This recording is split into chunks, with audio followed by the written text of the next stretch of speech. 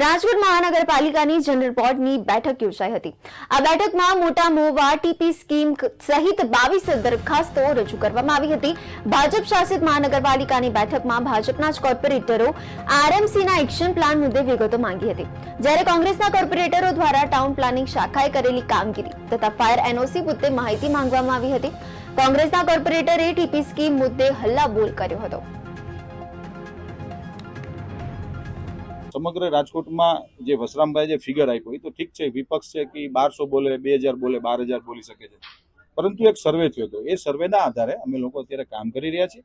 સર્વેમાં કેટલા ખાડા છે એ તો અધિકારી જ આપને કહી શકશે।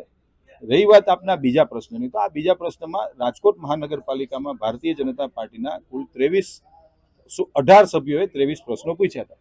વિપક્ષના 4 કોર્પોરેટરોમાંથી 3 કોર્પોરેટરોએ પ્રશ્ન પૂછ્યા હતા, પણ ડ્રોમાં ભાજપના સભ્યોનો વારો આવ્યો એટલે ભાજપના સભ્યોએ ના જવાબ મળતા હતા। એ રોડનો જ હતો પ્રશ્ન। અમે એવું નથી કહેતા કે અમે જનરલ બોર્ડમાં તો પૂછવું જ જોઈએ, પૂરી કાયદાની જોગવાઈ મુજબ દરેક વિપક્ષના કે ભારતીય જનતા પાર્ટીના કુલ પ્રશ્નની ચર્ચા, હિરેનભાઈ ખીમાણીયાનો જે પ્રશ્ન હતો એનો પેટા પ્રશ્ન, કુલ 4 પ્રશ્નોની ચર્ચા સમગ્ર રાજકોટ